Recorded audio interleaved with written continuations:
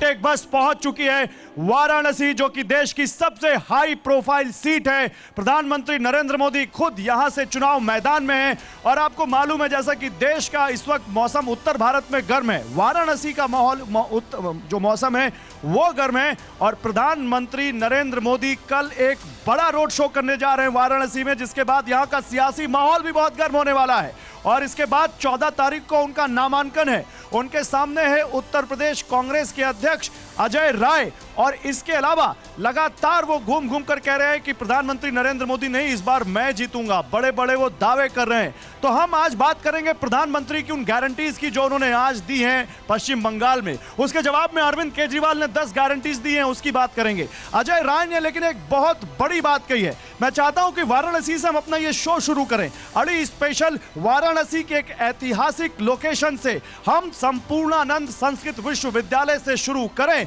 हमारे तमाम मेहमानों से और वाराणसी की जनता से बात करें। आपको अजय राय का TV9 भारतवर्ष की इस हाईटेक बस पर लिया गया ये एक्सक्लूसिव चुनावी इंटरव्यू जरूर देखना चाहिए। देखिए, TV9 भारतवर्ष की इस हाईटेक बस का आज का स्टॉप है देश की सबसे हाई प्रोफाइल सीट वाराणसी, जहां से खुद प्रधानमंत्री नरेंद्र मोदी यहां पर चुनाव मैदान में हैं। और आप जैसा कि देख सकते हैं हमारे साथ जो हस्ती हैं वो प्रधानमंत्री नरेंद्र मोदी को चुनौती दे रहे हैं इस चुनाव में। हम इस वक्त संपूर्णानंद संस्कृत विश्वविद्यालय में पहुंचे हुए हैं, हमारी बस आप देख सकते हैं। और हमारे साथ इस वक्त उत्तर प्रदेश कांग्रेस के अध्यक्ष और वाराणसी से कांग्रेस के कैंडिडेट अजय राय हैं। अजय जी, बहुत स्वागत है आपका TV9 भारतवर्ष पर। धन्यवाद, बहुत बहुत धन्यवाद। अजय जी, कैसा चल रहा है चुनाव? चुनाव बस बढ़िया है, चल रहा है। अभी नॉमिनेशन हमारे बीते हैं और हम सब लोग जो बनारस की सभ्यता और संस्कृति है, जो उस बनारस की जो हमारे मान्यताएं हैं, उसके साथ हम लोग आगे बढ़ रहे हैं, काम कर रहे हैं। हालांकि आपके लिए तो अब अनुभव 2 बार का हो चुका है, सामने नरेंद्र मोदी हैं, क्या है स्थिति? देखिए, हम सब लोग जनता के सेवक हैं, जनता के साथ खड़े रहते हैं और बाबा विश्वनाथ के भक्त हैं। आप देख रहे हैं जिस स्थान पे आप खड़े हैं, ये हिंदुस्तान की सबसे, मैं समझता हूँ कि महत्वपूर्ण जगह है। ये ऐसी जगह है जहाँ से विद्वानों कि एक, मैं समझता हूँ कि पूरी की यहाँ से विद्वान निकलते हैं। संपूर्णानंद संस्कृत विश्वविद्यालय, और ये एक ऐसा स्थान जिससे पूरे देश के अंदर विद्वता आगे बढ़ती है जी। और उस स्थान पे आपने कार्यक्रम रखा, इसके लिए मैं आपको धन्यवाद देना चाहूँगा कि आपने स्थान का चयन बहुत अच्छा किया है। लेकिन अजय जी, लोग तो ये कह रहे हैं कि अजय राय हारी हुई लड़ाई लड़ रहे हैं।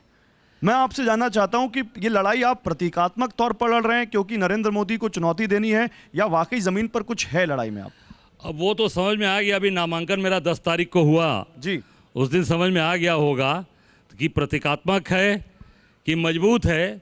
और अभी आगे देखते रहिए, ये काशी का लाल काशी के लोगों के साथ खड़ा है। ये केवल चुनाव लड़ने और बनारस 50 बार आए ये नहीं होता।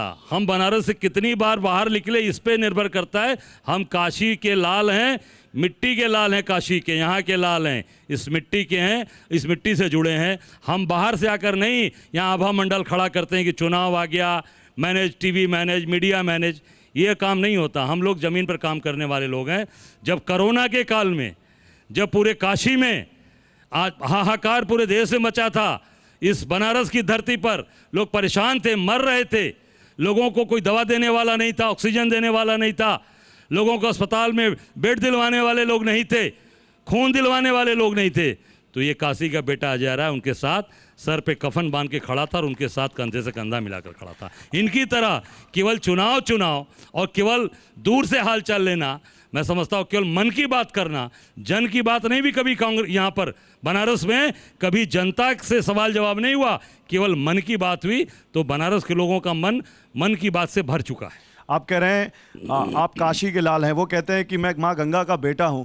आप कह रहे हैं बनारस के लोगों का मन भर चुका है। मैं तो यहाँ पोस्टर देख रहा हूँ लगा हुआ है, हर दिल में मोदी। वो लगवा दिया गया है, पोस्टर लगवाया गया है ना, पूछ लीजिए, लोग खड़े हैं, पोस्टर अभी लगवा दिया गया, हर दिल में मोदी, अभी हर घर में मोदी। और किस पे लगा है? टोटो पे लगा है। आप देख लीजिए, टोटो वालों को 500 रुपया दिया गया है, 500 रुपये दिए गए हैं और उस पर हर जगह उनको पोस्टर लगाया जा रहा है। हर जितने भी आप बनारस में देखेंगे, होर्डिंग्स जितनी भी बनारस पे लगी हैं सब पर मोदी जी ही छपे हैं। और क्या विपक्ष के कोई है ही नहीं, क्योंकि सारा खेल तो उन्हीं का है। सारे कैप्चर कर लिया, सारे एडवर्टाइजिंग कंपनियों को पैसा देकर खरीद लिया गया है। बीएचयू के दीवालों पर पोस्टर लगे हैं, जहां पर नहीं लगना चाहिए शिक्षण संस्थाओं में वहां पर लगा दिया गया। हर दिल में अगर मोदी है तो फिर द्रोणों से आकाश में विकास दिखा रहे हैं आप।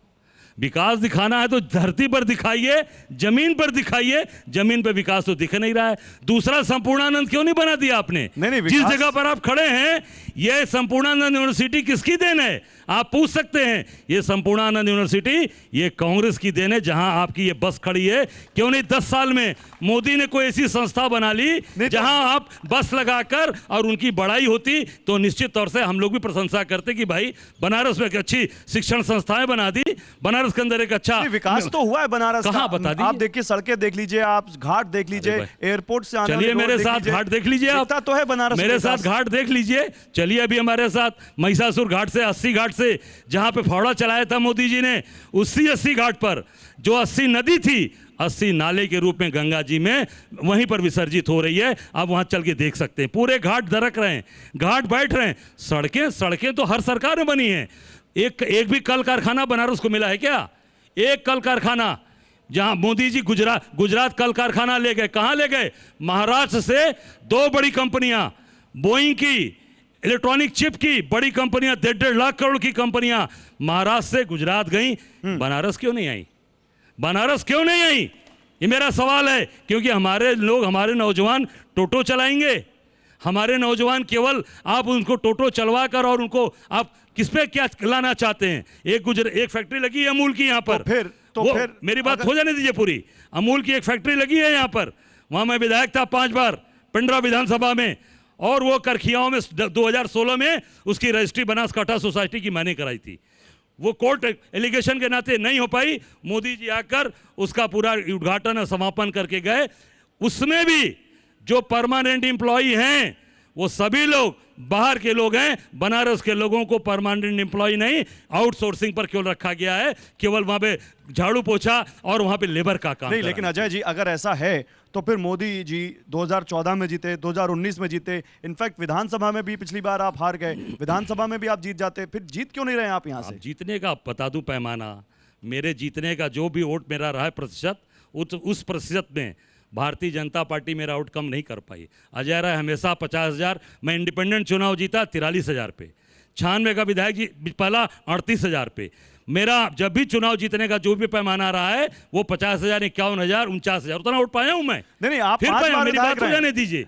और जब गठबंधन करके आप लड़ते हो अपना दल से गठबंधन के नाते चुनाव जीतते हो, पर वो भी नहीं होता इस बार। अगर वो सुनील पटेल को हमारी विधानसभा का कैंडिडेट जो वहां के अनई का रहने वाला था वहां से लाकर आपने रोहनिया विधानसभा में लड़ाया, कहा कि पटेलों का वोट, पटेल बिरादरी का वोट आपको पिंडरा विधानसभा के अंदर वहां भाजपा को मिल सके, तब अजय राय को आप चुनाव हरा पाए। अकेली पे अकेला लड़ लें। और अभी मैं कहना चाहूंगा, आपने कहा 14 जीता 19 जीता, 14 में जितना वोट पाया था मैं 76,000, 75,600। 2019 में वो प्रधानमंत्री जी थे, मेरा वोट 1,52,000 से ऊपर वोट हो गया, दुगुना वोट से ज्यादा पा गए। प्रधानमंत्री के खिलाफ वोट हमारा कम होना चाहिए या बढ़ना चाहिए, आप जनता जनार्दन से पूछ सकते हैं। रहते फिर भी आप तीसरे नंबर पर आ रहे हैं। भाई तीसरे नंबर पे फिर आप देखिए अकेला में लड़ा। सपा बसपा गठबंधन में भी जो कैंडिडेट लड़ी वो मैदान छोड़कर चली गई, वो भाजपा में चली गई। अजय राय तीसरे पे 14 में भी थे, अजय राय तीसरे 19 में भी थे, और 24 में भी डंके की चोट पर अंगद की तरफ पांव धसाकर खड़े हैं लड़ने के लिए। क्योंकि मैं काशी का बेटा हूं, काशी का लाल हूं, काशी नहीं छोड़ सकता। 24 हारा भी तो यहीं रहूंगा, जीतूंगा भी तो यहीं रहूंगा। नहीं तो 24 में किस नंबर पर? आप 24 में पहले नंबर पर, पहले नंबर पर, पहले नंबर पर, पहले नंबर पर 24 में आप पहले नंबर पर। लेकिन अभी बनारस में प्रधानमंत्री नरेंद्र मोदी के रोड शो की तैयारियां भी देख रही हैं। 10 लाख लोग घर घर जाके बुलाया जा रहा है उनको। हाँ, अभी आपने बहुत सही बात बोली। बीजेपी के अभी आपने बहुत सही बात बोली, घर घर जाकर बुलाया जा रहा है। जब आपने काम किया, जब आपने विकास किया, तो आपको घर घर जाने की जरूरत क्या है भाई? तब तो मोदी के नाम का डंका बज रहा है। मोदी के नाम पे लोग निकलकर स्वतः चले आएंगे। आपको स्टिकर लगाना पड़ रहा है, घर घर जाके निमंत्रण देना पड़ रहा है और लोगों को बताना पड़ रहा है कि मोदी जी ने बड़ा विकास किया। आप ड्रोन शो करा रहे हैं। अरे हम लोग भी 5 बार विधायक रहे, हमेशा काम पर, लोगों के विश्वास पर और लोगों की जो हमारे साथ जुड़ाव था, काम किया, उनके सुख दुख के साथी थे, वो मेरे साथ खड़े रहे जब आप घर घर निमंत्रण दे रहे हैं। और देने वाले कौन हैं आपको मालूम होना चाहिए, वो भी सब बाहर के लोगों को, गुजरात के लोगों को लाकर बनारस में घर घर निमंत्रण उनसे बंटवाया जा रहा है। लोकल आदमी उनके साथ नहीं रह गया। अजय जी, मंदिर की बात हो रही है, मूर्ति की बात हो रही है, राम मंदिर बना, की बात तो कर रहे हैं। राम मंदिर बना, राम मंदिर की प्राण प्रतिष्ठा समारोह में से पहले आप गए रामलला के दर्शन करने। योगी आदित्यनाथ ये कह रहे हैं कि ये चुनाव रामद्रोहियों और राम भक्तों के बीच का है। तय कर लीजिए कि रामद्रोही चाहिए या राम भक्त चाहिए। नहीं, देखिए, भगवान राम हम सबके अंतरात्मा में हैं, हमारे हर जगह हैं। भगवान राम का आशीर्वाद नहीं रहेगा तो हम चल नहीं पाएंगे, सांस नहीं ले पाएंगे। ये निश्चित तौर से आप अपने कर्म की बात करिए। भगवान राम हर व्यक्ति के दिल में हैं और हर व्यक्ति चाहता है भगवान राम को। जब हम पैदा होते हैं तब भी भगवान का नाम लेते हैं, हमारे माँ बाप, हमारे मुंह में गंगा जल और तुलसी दल डाला जाता है। और जब घाट को जाते हैं तब भी राम नाम सत्य बोल के जाते हैं। तो ये हमारे साथ चीजें जुड़ी हैं। ये योगी जी तय करें, बार-बार योगी जी तय करें कि 4 तारीख के बाद वो रहेंगे या उनको वापस मठ में भेज दिया जाएगा। ये मठ भेजने की नहीं, लेकिन वो बार बार इस चीज को मुद्दा बनाते हैं कि राहुल गांधी या कांग्रेस के बड़े नेता प्राण प्रतिष्ठा समारोह में आए क्यों नहीं। अरे मैं गया ना, मैं प्रदेश अध्यक्ष हूं, मैं प्रदेश अध्यक्ष हूं, राहुल गांधी का सिपाही हूं, मल्लिकार्जुन खड़गे का सिपाही हूं।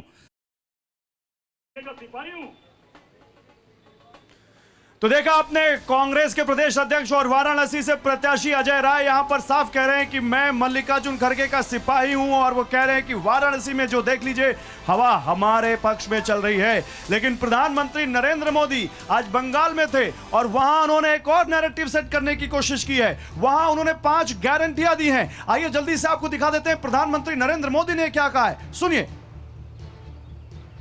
मैं डंके की चोट पर बंगाल को 5 गारंटी दे रहा हूं। जब तक मोदी है, धर्म के आधार पर आरक्षण नहीं दिया जाएगा। दूसरी गारंटी, जब तक मोदी है, एससी, एसटी, ओबीसी का आरक्षण कोई खत्म नहीं कर पाएगा। तीसरी गारंटी, जब तक मोदी है, रामनवमी मनाने से, भगवान राम की पूजा से कोई आपको रोक नहीं पाएगा। चौथी गारंटी, जब तक मोदी है, राम मंदिर पर सुप्रीम कोर्ट का जो फैसला है, उस फैसले को कोई पलट नहीं पाएगा। और 5वीं गारंटी, जब तक मोदी है, सीएए कानून को भी कोई रद्द नहीं कर पाएगा।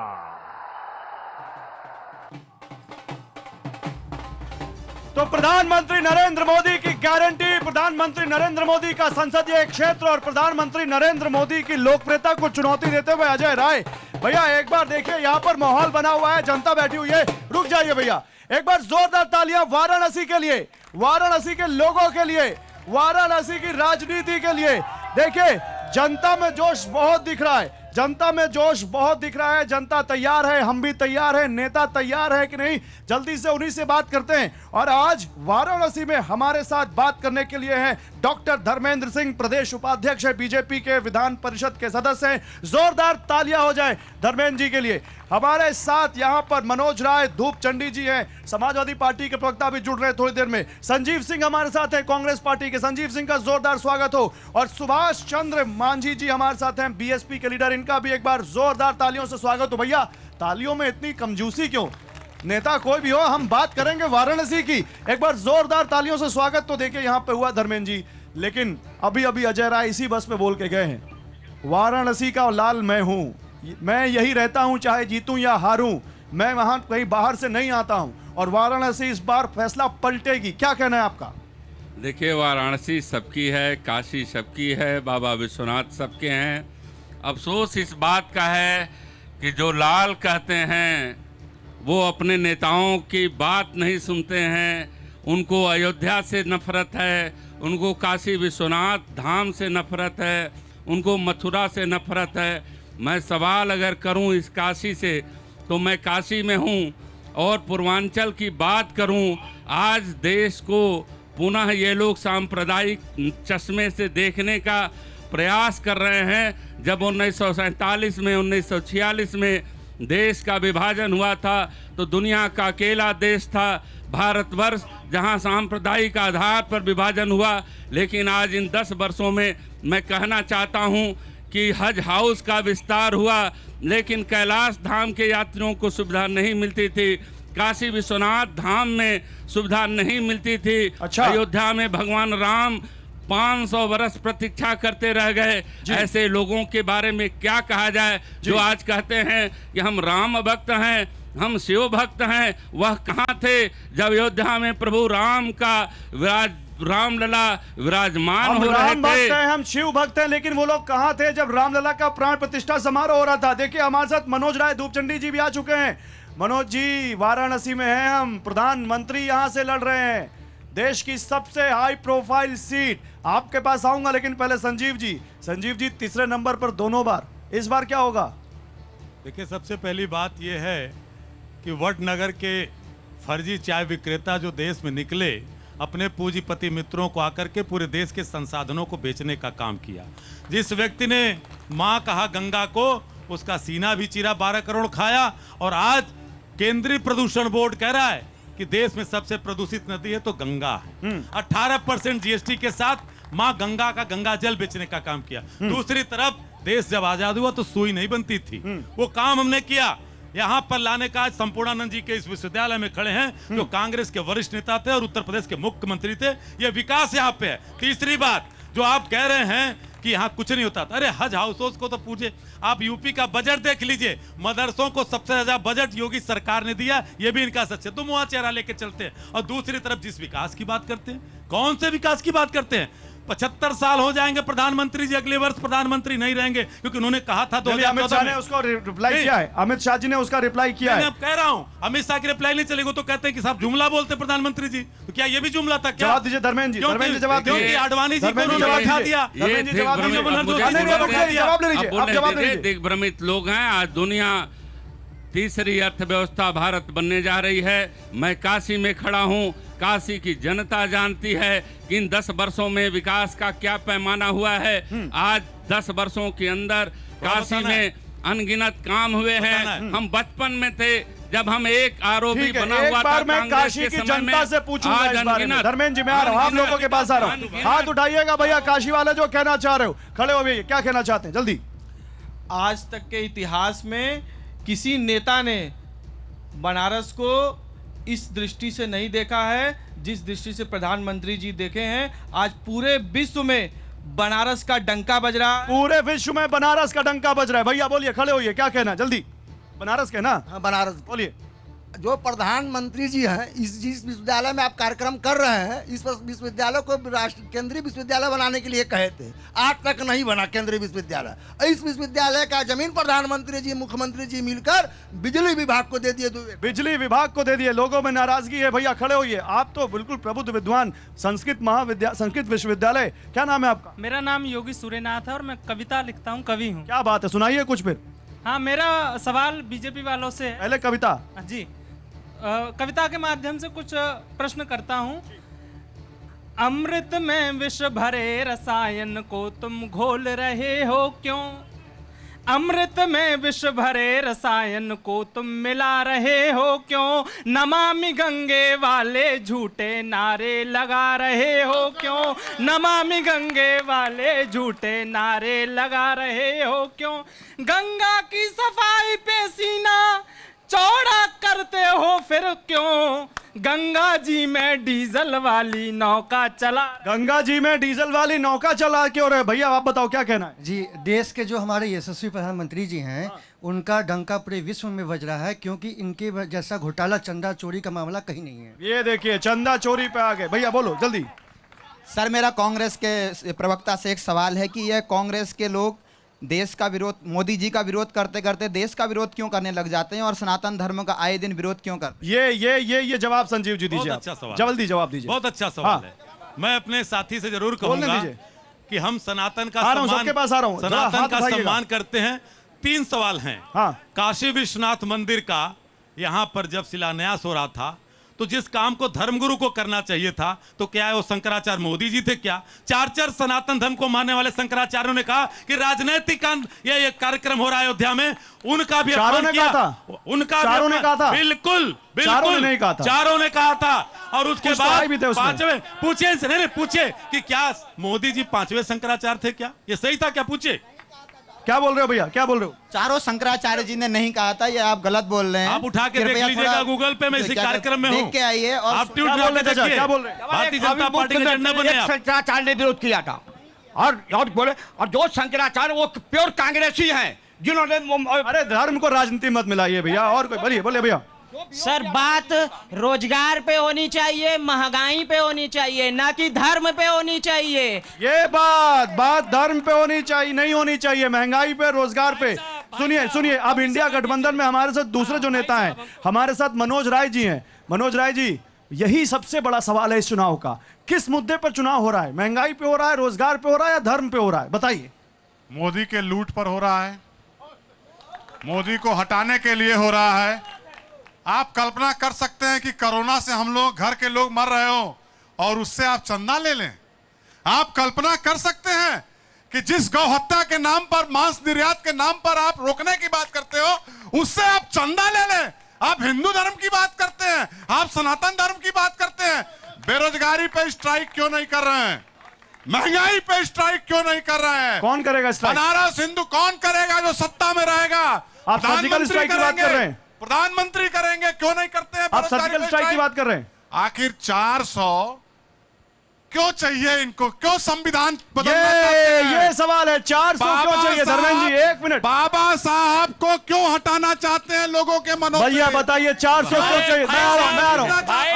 मांझी जी, 400 क्यों चाहिए? बताइए, 400 क्यों चाहिए? अरे रुको भैया, 400 बताइए। भीमराव, बाबा साहब भीमराव अंबेडकर साहब का अपमान करने वाली कांग्रेस, श्रद्धेय अटल जी की सरकार ने उन्हें भारत रत्न से नवाजा था। हमारे आदरणीय प्रधानमंत्री मोदी जी ने पांच ये सुनिए, सब एक साथ ना बोलिए, सब एक साथ मत बोलिए। आप 3 है, वो अकेले, एक ये मिनट। सनातन धर्म आपको जवाब देगा। मैं आ रहा हूं। पंचतीर्थ बनाया, पंचतीर्थ बाबा साहब के लिए 400 क्यों चाहिए आपको? 400 क्यों चाहिए? वो पूछ रहे हैं, 400 क्यों चाहिए? देश की जनता 400 से अधिक सीटें देना चाहती है। देश की जनता 400 से अधिक सीट देना चाहती है, 400 से अधिक सीट देना चाहती है। सुनिए। कतई 400 से अधिक सीट नहीं देना, इनको तो 200 से नीचे मिल रहा है। आप ये बताइए। 200 से कम नीचे मिल रहा है? भैया बताइए। सुनिए धर्मेंद्र जी, सुनिए। मैं डॉक्टर धर्म प्रकाश मिश्र इसी विश्वविद्यालय में प्राध्यापक हूँ और कवि भी हूँ। क्या बात है? 400 क्या, मैं तो कहता हूँ आदरणीय मोदी जी पूरा 543 पा जाएंगे, लेकिन केवल एक काम कर दें। क्या? वो काम ये है कि राम का मंदिर ठीक है, लेकिन सीता रसोईया में भी कभी आए। कि राम का मंदिर ठीक है, लेकिन सीता रसोईया में भी कभी आए। और गैस सिलेंडर तेल मसाला गए बनवास को कैसे मनाए? कि गैस सिलेंडर तेल मसाला गए बनवास को कैसे मनाए, तो नाच रही महंगाई जो डायन आप उसे पहले लतियाए, नाच रही महंगाई जो डायन आप उसे पहले लतियाए, और मन की नहीं बात करे जन की, और वोट फ्री हर वर्ग से पाए। क्या बात है, 543 पा जाएंगे इस फॉर्मूले पर। 1 मिनट भाई, और कौन बोलेगा इधर? बेटा खड़े हो, ये वोट डालते हो? हाँ डालता। बताओ। अब मेरा सवाल बीजेपी से है कि जो अभी देश में धर्म के का अफीम दिया जा रहा है लोगों को, अगर उससे निगाह हटा के थोड़ा बेरोजगारी और महंगाई पर ध्यान दे। महंगाई और बेरोजगारी पर ध्यान दे। बोलिए भैया। मैं एक शेर कहना चाहूंगा सत्ता पक्ष से कि कैसे हो जाऊं तेरी इबादत में फना, मैंने मांगी नौकरी और आपने दे दिया नमक तेल और चना। नमक तेल और चना। भैया अच्छा अभी पूरी नहीं हुई, अरे जल्दी। आपने लिखा है सत्ता किसकी, तो सत्ता उसकी जो हम लोगों को 5 किलो राशन की लाइन में न लगा करके नौकरी की लाइन में लगाएगा। हमारे प्रधानमंत्री जी ये कहते हैं कि मुफ्त की रेवड़ी देश के लिए घातक है। रेवड़ी देश के लिए घातक है, तो पूछ रहे हैं रेवड़ी क्यों दे रहे हैं? भाई साहब एक सवाल सपा के और गठबंधन के लोग यहाँ पे हैं, उनसे पूछना से बोलिए कि इनको ऐसी कौन सी मजबूरी पड़ गई थी कि 2014 के पहले इनका गठबंधन यूपीए था, 2014 के बाद इनको इंडी अलायंस करना पड़ गया। दूसरा, कांग्रेस के प्रवक्ता से सबसे बड़ा बात पूछना चाहता हूं कि काशी में आकर के कांग्रेस के युवराज काशी के युवाओं को नशेड़ी कह करके चले जाते हैं, शर्म आती है ऐसे पार्टी। काशी के युवाओं को नशेड़ी कह के चले जाते हैं। लेकिन अभी मांझी जी से सवाल नहीं हो पाए। एक मिनट मांझी जी, एक तरफ बीजेपी है, एक तरफ इंडिया है, आप किधर हैं भाई? आप एक बात बताइए, आपने देखा था 4 बार उत्तर प्रदेश में मुख्यमंत्री बहन मायावती जी ने बना था। हाँ। अभी वो लड़का कहा कि हमें रोजगार चाहिए। हाँ। आप गौरव जी आए हैं, मैं महापौर प्रत्याशी हूँ। पहली बात तो मैं बनारस का जी, मुझे 1,17,000 वोट मिला था जी। उसके बाद रिटर्निंग अफसर ने मुझे कहा रात को 9 बजे कि नहीं आपको 40,000 वोट पड़ा है। सबसे पहले तो ये भ्रष्टाचार है कि आप बेईमानी करते हैं। मैं जैसे आपसे ये पूछ रहा हूं, बहन जी ने आकाश आनंद को भी पीछे कर दिया। एक्टिव उनकी रैलियां बताइए, कहां मायावती जी की कितनी रैलियां हुई चुनाव में, बताइए। मैं पूछ रहा हूं बनारस में कितनी रैलियां हुई? बनारस में होने जा रही है, बनारस में भी बहन जी आ रही हैं रैली करने। आप 4 बार मुख्यमंत्री बनी थी उत्तर प्रदेश में, आपने देखा था लाइन ऑर्डर। कितनी सीटें आई थी 2022 में? अरे आप ये बताइए 10 सीट 22 में 22 वाली बात मैं इसलिए पूछ रहा हूं, आप लोगों का पॉलिटिकल जमीन कहां है भाई? आपने 7 वाली बात नहीं किया, आपने 22 वाली बात किया। आपने 22 वाली अच्छा बताइए, वाराणसी में बीएसपी किस नंबर पे है? वाराणसी में बीएसपी किस नंबर पे? वाराणसी में अतहर जमाल लारी। आपने सुना है कि क्या कह रहे हैं आप? वो सवा सदी का चुनाव नहीं लड़ सकते। और जहां तक विकास की बात, तो आज सारी दुनिया हिंदुस्तान में बनारस का विकास देखती है। 1 मिनट, नहीं रुकिए 2000 वोट पाएंगे। सुनिए क्या कह रहे हैं। अरे अभी लड़े थे लोकसभा पिछले बार में। हाँ। 90,000 वोट पाए थे, उनसे पूछ लीजिए। 90,000 पाए थे भैया। ये 2024 है और 2024 में मोदी युग है। और 2024 में मोदी युग है। मोदी युग नहीं है, मोदी जी जा रहे हैं बनारस से। मोदी जी जा रहे हैं बनारस से भैया, कह रहे हैं मोदी जी जा रहे हैं। बनारस में कहा जाता है, सुनिए बनारस में कहा जाता है जब व्यक्ति का भविष्य दक्षिण लगने वाला तो दक्षिण चला जाता है।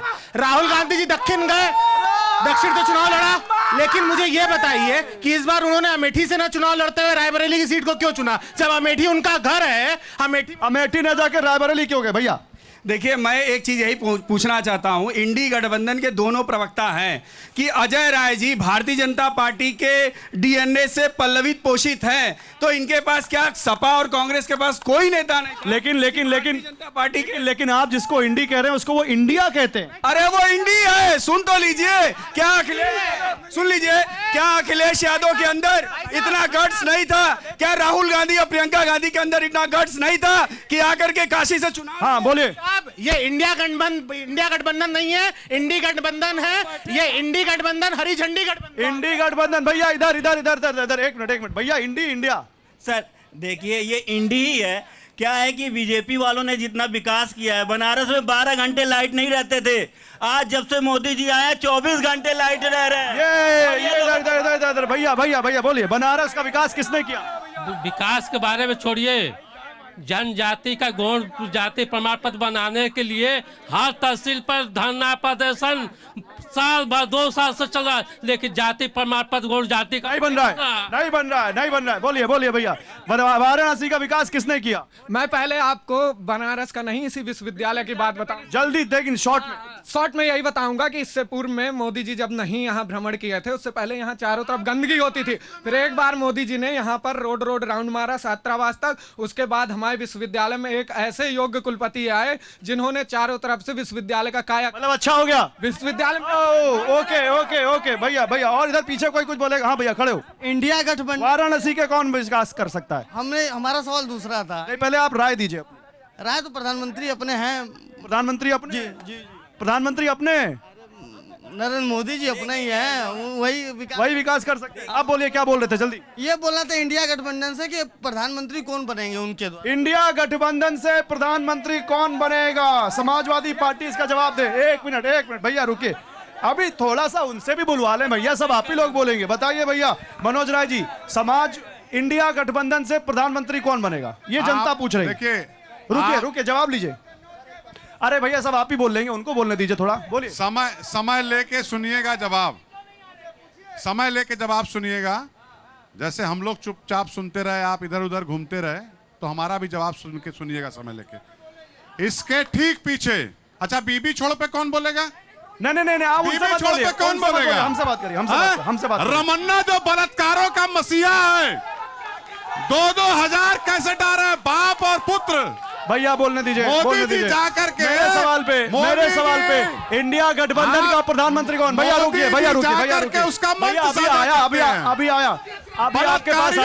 आपके पास आया। बलात्कारियों का मंच साझा करते हैं मोदी जी, और भारतीय जनता पार्टी गठबंधन का पीएम कौन? भारतीय जनता पार्टी के आईटी सेल के कार्यकर्ता पकड़े गए पीएचयू में, लड़कियों के साथ 2 बजे रात को छेड़खानी करते हुए। और सुनिए, इंडिया गठबंधन का पीएम सुनिए भाई, बोलिए। देखिए आप या तो भाजपाई हैं खुद, डिबेट आप ठीक से क्योंकि मैंने आपसे सवाल पूछ लिया। आप सवाल नहीं, क्योंकि सवाल पूछ लिया आपसे, आप सवाल क्योंकि सवाल पूछ लिया। ये हम लोग रोज सुनते हैं, आप जवाब दीजिए। सुनिए रुकिए भैया, जवाब दीजिए। सुन लीजिए, सुनिए। तो आप उधर मत उलझिए, इधर जवाब दीजिए। आप उधर क्यों जा रहे हैं माइक? क्योंकि आप उधर उलझ रहे हैं। आप उधर मत उलझिए, आप मुझसे बात करिए। अगर कोई गलत बोलेगा तो आप जवाब देना नहीं होगा। तो मैं फिर वही बात डिबेट हो जाएगी आपस में। नहीं, इसके ठीक पीछे जो बिल्डिंग बनी है, इसके ठीक पीछे जो पुरानी बिल्डिंग बनी है, वो नव निर्माण आदरणीय अखिलेश यादव जी ने पैसा देकर कराया। ठीक है। और दूसरी बात सुनिए, संस्कृत के मूर्धन्य विद्वानों का, संस्कृत के मूर्धन्य, जल्दी। अरे विषय तो सुन लीजिए। संस्कृत के मूर्धन्य विद्वान पढ़े लिखे छात्रों को जो यहाँ पढ़ते थे मध्य प्रदेश, उत्तर प्रदेश और जगहों से, बोलने दीजिए। उनकी नौकरियां संस्कृत के महाविद्यालयों में। कहना क्या चाहते हैं? मैं ये पूछ रहा हूँ, अखिलेश जी क्या इंडिया के प्रधानमंत्री पद का चेहरा है? योगी जी ने उन नौकरियों पर भी सर्जिकल स्ट्राइक कर दिया। सवाल आम का होता है, जवाब इमली देते हैं। भ्रष्टाचार, इंडिया का भ्रष्टाचार को बढ़ाने वाले योगी और मोदी नौकरी क्यों नहीं दे रहे हैं? अरे मैं आपसे बताइए ना। संजीव जी आप बताइए। संजीव जी नहीं, आपने जवाब ही नहीं दिया। आप गलत बात कर रहे हैं। तो गलत बात आप कर रहे हैं। आप नियम इंडिया गठबंधन का प्रधानमंत्री पद का चेहरा कौन है? अखिलेश जी है, राहुल जी है? एक मिनट रुके। मुझे लगता है, रुके भैया, आ रहा हूँ। एंकर महोदय, आप भी कुछ पढ़े लिखे हैं। ये बाइडन वर्सेस ट्रंप नहीं हो रहा है। हिंदुस्तान के लोग पहले बोलने दीजिए। बोलिए तो। नहीं रुके धर्मेंद्र जी, संजीव सवाल उसका जवाब आना चाहिए। मैं आ रहा हूँ। आपस में भैया प्लीज जवाब आना चाहिए। अरे लड़िए आपस में नहीं भैया अरे हो गया भैया बताइए। आप बोलिए संजीव जी, आप बोलिए। एक मिनट धर्मेंद्र जी रुकिए। धर्मेंद्र जी अगर आप अपील करिए, पहले वहाँ अपील करिए। वो आपकी देन है। आप इस तरह से कार्यक्रम कराएंगे तो क्या होगा? लड़िए नहीं, लड़िए नहीं, लड़िए नहीं। ये आप बोलिए। दंगाइयों को आप बुलाते हैं। संजीव जी आप बोलिए। मैं इसलिए कह रहा हूँ कि ये हिंदुस्तान का चुनाव लड़िए नहीं भैया, डिबेट होने दीजिए। लड़िए नहीं, लड़िए नहीं, लड़िए नहीं। आपस में शांति बनाए रखिए, आपके पास शांति बनाए रखिए, शांति बनाए रखिए, कश्मीर में क्या है? शांति बनाए रखिए, शांति बनाए रखिए, शांति बनाए रखिए। बोलिए। हमारे पास तानाशाह नहीं है। आपके पास हज हाउस, आप फातिहा पढ़ने वाले लोग, आप कब्र पे फातिहा पढ़ने जाते हैं। मैं एक धर्मेंद्र जी नहीं, प्लीज रुकिए। नहीं ऐसा नहीं, धर्मेंद्र जी ऐसा नहीं, ऐसा नहीं। संजीव जी, धर्मेंद्र जी ऐसा नहीं, धर्मेंद्र जी ऐसा नहीं, धर्मेंद्र जी आ रहा हूँ, अभी जा रहा हूँ। संजीव जी मैंने इनसे भी पूछा, मैं आपसे भी पूछ रहा हूं, मुझे एक लाइन में जवाब दे दीजिए। आपको नहीं जवाब देना वो भी बोल दीजिए। इंडिया गठबंधन जीतता है तो प्रधानमंत्री कौन है? ये सवाल इसलिए मैं पूछ रहा हूं क्योंकि इन्होंने प्रधानमंत्री पद का चेहरा प्रोजेक्ट कर रखा है। हाँ, आप संविधान को मानते हैं? भैया बैठ जाइए आप लोग, आ रहा हूं आपके पास। संविधान को मानते हैं? पहले बताइए, संविधान को कौन मानते हैं? नहीं मानता? मानते हैं ना? तो संविधान कहता है कि हिंदुस्तान के नागरिक सांसद चुनते हैं और चुना हुआ सांसद जब संसद में जाता है तो देश का नेता चुनता है। और हमारे पास एक से एक लोकतांत्रिक नेता हैं। राहुल गांधी हैं, अखिलेश यादव हैं, अरविंद केजरीवाल हैं, ममता बनर्जी। धर्मेंद्र जी, बात है धर्मेंद्र जी, वो कह रहे हैं सांसद चुनने का चुनाव हो रहा है, प्रधानमंत्री चुनने का चुनाव नहीं हो रहा है। देश को धोखा देने वाले लोग बोलने दीजिए, तो दुर्भाग्य है। कांग्रेस को बोलने दीजिए, बोलने दीजिए। प्रकाश नारायण जी ने कहा था, बाबू जयप्रकाश नारायण, कांग्रेस को खत्म कर दो, कांग्रेस को खत्म कर दो। बोलने दीजिए, आपस में डिबेट मत करिए, आपस में डिबेट मत करिए। भैया आप लोग इसी काशी के लाल ने कांग्रेस भैया सांसद चुनेंगे कि मेरा सवाल, सांसद चुनेंगे कि प्रधानमंत्री चुनेंगे? सांसद चुनेंगे। सुनिए सुनिए सुनिए, और प्रधानमंत्री नरेंद्र मोदी को नहीं, ठीक है? इंडिया गठबंधन। कौन? अजय राय। अजय राय प्रधानमंत्री नहीं, अजय राय को मैं सांसद चुनूंगा और प्रधानमंत्री माननीय राष्ट्रीय अध्यक्ष समाजवादी पार्टी अखिलेश यादव। अखिलेश यादव जी, ये देखिए अखिलेश यादव को प्रधानमंत्री बनाएंगे। भैया इधर इधर इधर इधर पीछे पीछे कोई कुछ बोल रहा है, पीछे कोई आप लोग बोलेंगे, बताइए। एक मिनट इनकी सुनिए, ये महिला है, इनकी सुनिए, इनकी सुनिए। हमारे देश के सबसे अच्छा नेता नरेंद्र मोदी जी हैं और उन्हें ही रहना चाहिए। देश के सबसे अच्छे आप बोलेंगी कुछ? बोलिए। बस इतना ही बोलूंगी मैं कि हर हर मोदी घर घर मोदी, हर हर मोदी घर घर मोदी। देखिए पीछे वालों की सुनिए भैया, पीछे वालों को छोड़िए मत। देश के प्रधानमंत्री जी जो यमराज के रूप में है, उन्होंने अपना फोटो सर्टिफिकेट से हटा लिया। मैं पूछना चाहता हूँ प्रवक्ता महोदय, ऐसा क्यों हुआ? ठीक है, एक मिनट। हाँ एक मिनट बाबा, हमारी भी बात सुनेंगे हम कभी कर। एक मिनट भैया आप बोल चुके। देखिए ऐसा है, लड़ने से कोई फायदा नहीं है। मोदी की हवा चल रही है, लहर चल रही है, मोदी जीत रहे हैं, मोदी ही पंजाब। अब लगे जवाब। हाँ देखिए 400 का आपने पूछा, 400 ये लक्ष्य निर्धारित। सबसे अच्छा कार्यकर्ता, मैनेजमेंट और नेता वही होता है जो अपना लक्ष्य निर्धारित करता है। ओहो ओके ओके, लक्ष्य निर्धारित है। भैया इधर बोल चुका, और किधर बोलेगा? मैं कहना चाहता हूं कि यहाँ बनारस में वरुणा कॉरिडोर का जो काम हुआ था अखिलेश यादव के नेतृत्व में, गंगा साहब की दूर बात है, वरुणा कॉरिडोर को भी नहीं संभाल। ओके ओके ओके बेटा बोलो। मेरा ये कांग्रेस के प्रवक्ता से एक सवाल है। मान लो कि आपकी सरकार बन गई तो आपका प्रधानमंत्री कौन बनेगा? अरे वो बात हो गई, उसमें बात हो गई, उसमें बात हो गई। आप दोनों तीनों बोल चुके, पीछे कोई नहीं बोलेगा कुछ। आप लोग बोल चुके। सपा का एक सवाल है, रुक जाइए। एक मिनट, पार्टी के आप ही के साथ है, आप ही के साथ है भैया। आप जिस जगह खड़े हैं, एक मिनट, आप जिस जगह खड़े हैं भैया आ रहा हूँ। जिसका राख भी पारस है उसका नाम बनारस है, और मोदी बनारस के लिए पारस है। और आखिरी में जो प्रवक्ता महोदय खड़े हैं वो बोल रहे थे कि 400 पार क्यों भाजपा को चाहिए। मैं बताता हूँ 400 पार भाजपा को क्यों चाहिए। पिछले दिनों को आप देख लीजिए, इसी संकट मोचन में आतंकवादियों द्वारा बम विस्फोट किया जाता था, और इसी ताज होटल में अंग्रेजों की हत्या करा कर आतंकवादियों से। बताइए मांझी जी 400 इसलिए चाहिए, सुनिए, इसलिए 400 चाहिए। आप भाई साहब मुद्दे पर बात करिए, आप महंगाई पर बात करिए, आप बेरोजगारी पर बात करिए, हम तो बात कर रहे हैं, लेकिन वो लोग 400 की बात कर रहे हैं। पुलवामा में आता, पुलवामा आप देखे थे कि नहीं? अमित शाह ने कोई बोलने दीजिए भैया, बोलने दीजिए, बोलिए आज तक पता नहीं चला। आप महंगाई पर बात करिए, महंगाई चरम सीमा पर है। $8 का कीमत। तो कौन नहीं बात कर रहा है? कौन नहीं बात कर रहा? आप नहीं कर रहे महंगाई हम तो पे। पूछे इनसे, आप हम तो महंगाई पे पूछे, बात करिए। आपने सुना नहीं। आप हम शिक्षा तो पे पूछे, बात करिए। हम तो पूछे। आज MBA BA करके M.Tech करके B.Tech लड़के जो है ऑटो रिक्शा चला रहे हैं। बताइए भैया धर्मेंद्र ऑटो जी, रिक्शा चला रहे बताइए हैं। धर्मेंद्र जी। ये- MBA सुनिए सुनिए आप सुनिए आप सुनिए आप सुनिए आप सुनिए आप सुनिए महंगाई पे बात नहीं नहीं सवाल में धर्मेंद्र जी सवाल महंगाई पे बात नहीं कर रहे आप, रोजगार पे बात नहीं कर रहे, आप शिक्षा पे बात नहीं कर रहे। बोलिए क्या इन लोगों को अयोध्या का विकास हुआ है तो रोजगार नहीं दिख रहा है? आज काशी में इनको रोजगार नहीं दिख रहा है। आज सड़कें बन रही हैं तो वहाँ रोजगार नहीं है। आज अस्पताल खुल रहे हैं तो क्या वहाँ रोजगार का सृजन नहीं है? बोलना चाहता है ऐसे बताइए लोग क्या बोल रहे हैं? बोलिए। मैं भाजपा के प्रवक्ता धर्मेंद्र जी से बात करना चाहता हूं। ये बताएं नरेंद्र मोदी के 5 कार्य, उन्होंने देश हित में 5 कार्य कौन से किए? हाँ सुन लीजिए। एक, आप सुन लीजिए आप सुन लीजिए आप सुन लीजिए शांति से सुन आप लीजिए। शांति से सुनिए सुन लीजिए।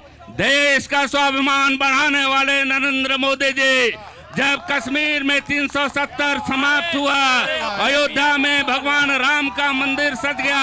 अब सुनिए सुनिए सुनिए सुनिए सुनिए 5 काम संतुष्टिकरण की राजनीति हुई। सांप्रदायिक आधार पर तुष्टिकरण की राजनीति बंद हो गई। 80 करोड़ जनता को कोरोना जैसे काल में प्रधानमंत्री जी ने घर घर राशन पहुंचाया।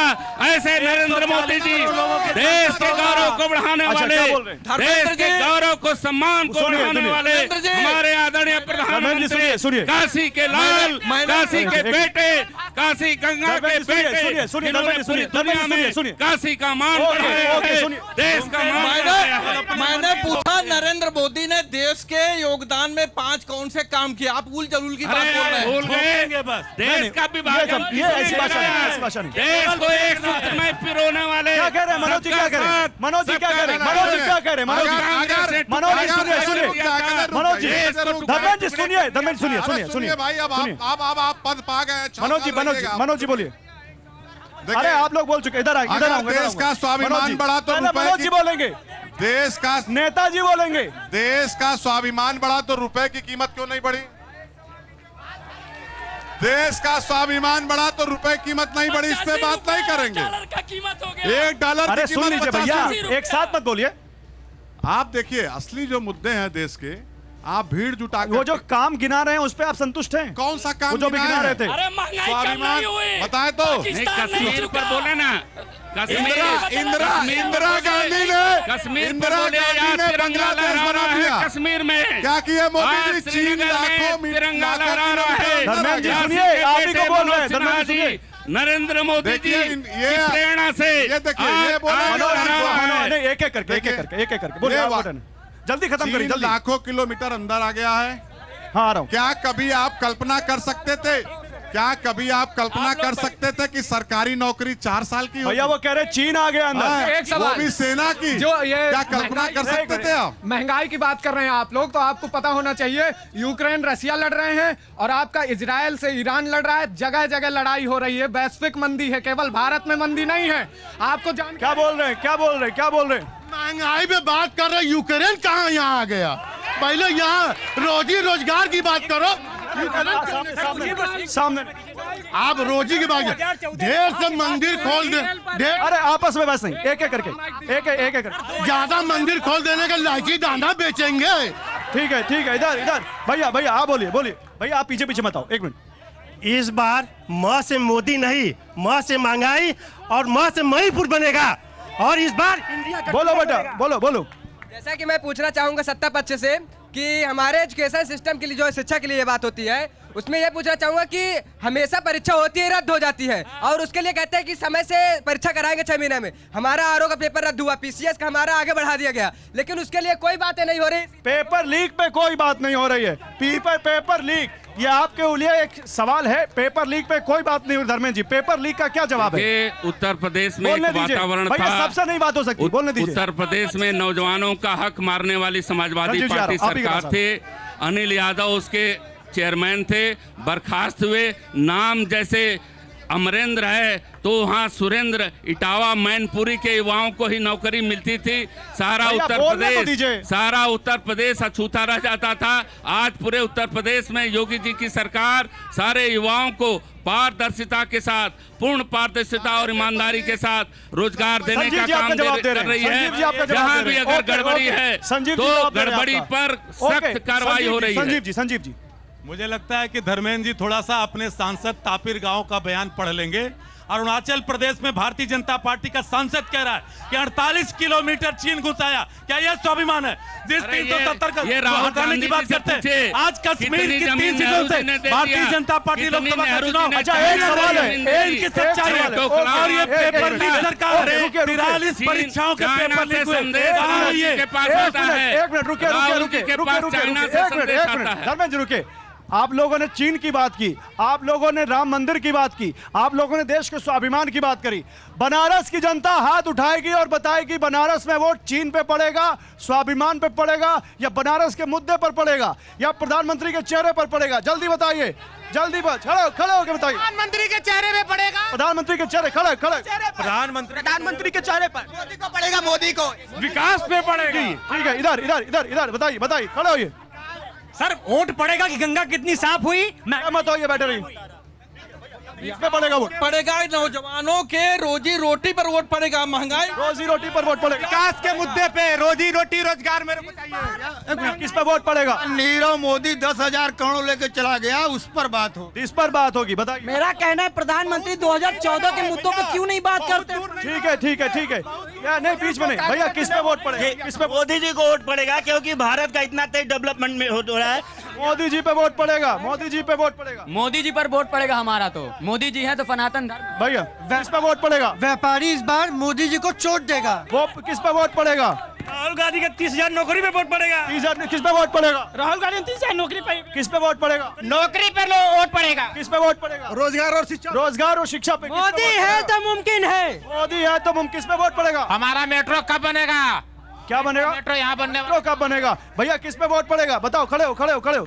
शिक्षा रोजगार पे। शिक्षा रोजगार पे। इधर बताओ भैया, किस पे वोट पड़ेगा? भैया बताओ, खड़े हो। मोदी जी को। खड़े होके बोलो। मोदी जी को। मोदी जी पे किस पे वोट पड़ेगा? बनारस के विकास पे वोट पड़ेगा। बनारस किस पे वोट पड़ेगा? विकास पुरुष मोदी जी को। विकास पुरुष, खड़े होके।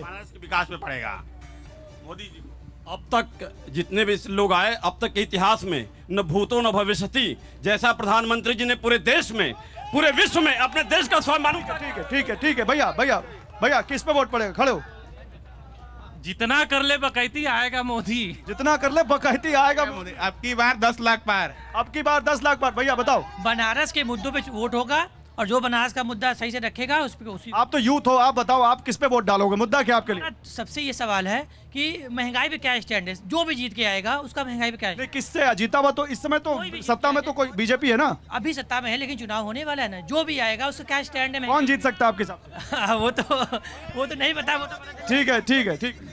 सभी लोग सुख शांति और चाहते हैं, स्वाभिमान बना रहे। इसके लिए मैं केवल बीजेपी के नहीं, सभी लोगों को पूछना चाहता हूं, सभी खुश हैं मोदी से? बाहर से कह रहे हैं कि नहीं? सब खुश हैं मोदी से, बाहर से कह रहे हैं। बताओ। अब की बार 400 पार। अब की भैया चाचा खड़े हो, जल्दी। ऐसा है कि काशी की और विकास की बात करें तो प्रधानमंत्री जो हमारे हुए हैं काशी के, अब तक जितने सांसद हुए हैं काशी में, अगर कोई विकास का काम किया तो हमारे प्रधानमंत्री। ठीक है सर जमानत जब्त होगी और मोदी जी अभी तक जो विकास नहीं आया उस पे वोट पड़ेगा। ठीक है, अब जल्दी से 1 मिनट बताओ, जल्दी बताओ जल्दी। सर बात शुरू। किस पे वोट पड़ेगा? वोट पड़ेगा महंगाई पे, बेरोजगारी पे। किस पे? गंगा की सफाई पे वोट पड़ेगा। बेरोजगारी सबसे बड़ा बेरोजगारी पे। ठीक है, क्योंकि मैं छात्र हूँ और मैं मेरे पास समय नहीं है, 10 सेकंड। संजीव जी पहले आपसे देखिए, मोदी के चेहरे पर भी वोट पड़ेगा और विकास पे भी वोट पड़ेगा। जल्दी नहीं रुके संजीव जी। अरे संजीव जी, वोट है 5 न्याय, युवाओं के साथ जल्दी, न्याय, 10 सेकंड। बढ़ती हुई बेरोजगारी खत्म करना, महिलाओं के साथ न्याय, ओके, श्रमिकों के साथ न्याय, ओके धर्मेंद्र जी, धर्मेंद्र जी 10 सेकंड। प्रधानमंत्री नरेंद्र मोदी का रोड शो है जहाँ आप लोग भी सब आमंत्रित हैं। आइए बाबा विश्वनाथ के धाम में सारी देश। मनोज जी किस पे वोट पड़ेगा? मनोज जी किस बताइए। मनोज जी 10 सेकंड। धर्मेंद्र जी उनसे रोकिए। देखिए धर्मेंद्र जी अभी नए एमएलसी हुए हैं, तो ऐसा ही अनाप शनाप बोलते रहते अरे हैं। आप 10 सेकंड, मैं तो कह रहा हूँ महंगाई बेरोजगारी पेपर मांझी जी लीक। 10 सेकंड, क्या हुआ पेपर लीक? मांझी जी 10 सेकंड, मांझी जी 10 सेकंड। मैं 10 चीज कहना चाहता हूँ। 14 में मोदी जी आए थे, 14 में मोदी जी आए थे। माइक में बोलिए। महंगाई कम हुआ, महंगाई कम हुआ, पाकिस्तान झुका। हाँ, एक के बदले 10 सर, एक के बदले 10 चलिए सर। चलिए, ये है बनारस की जनता। बनारस की जनता देखिए, जब बोलती है तो खुल के बोलती है, और खुल के बोला है इसने। बनारस में कल मोदी जी आ रहे हैं, उसकी सबसे बड़ी कवरेज आपको टीवी9 भारतवर्ष पर उनके रोड शो की भी दिखेगी। फिलहाल अड़ी के स्पेशल एडिशन में इतना ही। आप सभी मेहमानों का बहुत शुक्रिया, थैंक यू वेरी मच। आपके लिए बहुत शुक्रिया, जोरदार तालियां हो जाए एक बार। Thank you, thank you.